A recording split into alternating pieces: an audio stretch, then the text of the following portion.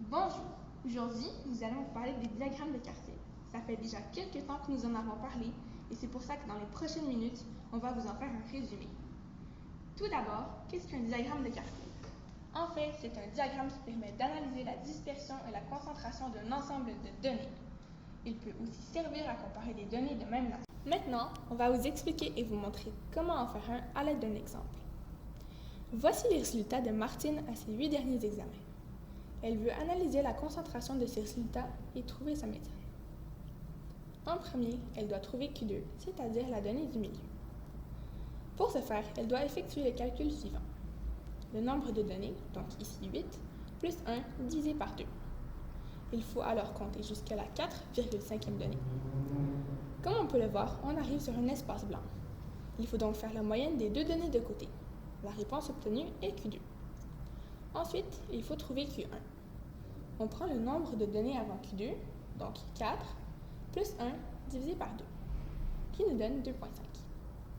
On compte jusqu'à la 2,5e donnée et on fait la moyenne des deux données de côté, ce qui nous donne 76,5.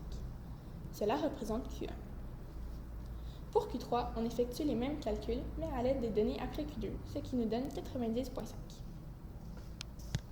On relie Q1 et Q3 afin de créer une boîte.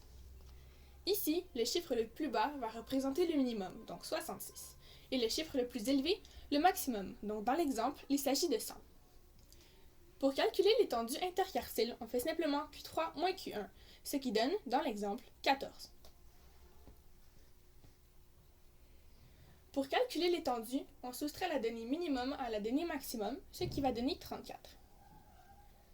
Dans tous les diagrammes de quartile, il faut se rappeler que Q2 n'est pas nécessairement une donnée réelle. Q2 l'est seulement s'il y a un nombre impair de données ou si les données du centre sont identiques. Maintenant, nous allons répondre ensemble à des vrais ou faux en se basant sur un exercice vu en classe. Un entraîneur veut recruter un joueur dans une équipe de basketball. Il demande à 2 candidats d'effectuer 12 séries de 10 lancers au panier. Voici le résultat. La première question. Le 4e quartile de Pierre-Luc contient plus de données que les 3 autres. La deuxième question. L'étendue interquartile de Sébastien est de 2. La troisième question. Le Q1 de Pierre-Luc est de 2. La quatrième question. Le maximum du diagramme de Pierre-Luc est plus élevé que celui de Sébastien. La 5e question. La moyenne de Sébastien est inférieure à celle de Pierre-Luc.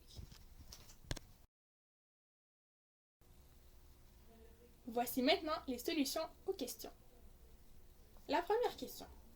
C'est faux, car chaque quartile contient un nombre égal de données, donc 25% des données totales. La deuxième question. C'est encore faux, car en faisant Q3 moins Q1, on trouve que l'étendue interquartile est de 2,5. La troisième question. C'est faux, car 2 est le minimum et Q1 est en réalité 5. La quatrième question.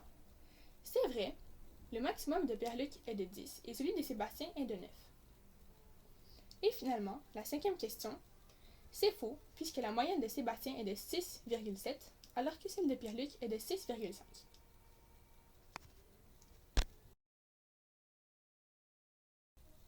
Merci de nous avoir écoutés! Tripping on skies, sipping waterfalls. My youth is yours. Run away now and forever. My youth is yours. The truth so loud you can't ignore. My youth